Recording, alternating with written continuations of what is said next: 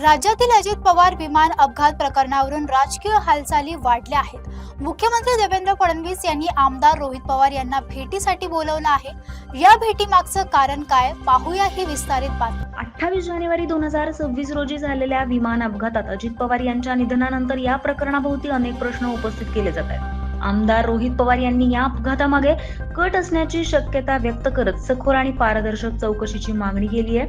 त्यांनी ही चौकशी आंतरराष्ट्रीय संस्थांकडून किंवा सीआयडी ऐवजी स्वतंत्र यंत्रणेमार्फत व्हावी अशी मागणी केली आहे. दरम्यान डीजीसीए आणि व्हीएसआर कंपनी विरोधात गुन्हा नोंदवण्यासाठी Rohit Pawar marine drive police ठाण्यात गेले होते. मात्र पोलिसांनी गुन्हा दाखल करण्यास नकार दिल्यानंतर राष्ट्रवादी काँग्रेसच्या कार्यकर्त्यांनी आंदोलन केल्याने तणावाची परिस्थिती निर्माण झाली आहे. मुख्यमंत्री देवेंद्र फडणवीस यांनी रोहित पवारांना आवाहन केलं होतं की अपघातासंदर्भात काही ठोस पुरावे किंवा माहिती असल्यास ती तपास यंत्रणांकडे सादर करावी. याच पार्श्वभूमीवर आता दोन्ही नेत्यांमध्ये भेट होणार असून या बैठकीत अपघाताच्या चौकशी संदर्भात सविस्तर चर्चा होण्याची शक्यता आहे. आता या भेटीनंतर सरकार कोणता निर्णय घेते, या तपासाच्या दिशेला कोणता वेग मिळतो याकडे संपूर्ण राज्याचं लक्ष लागलंय.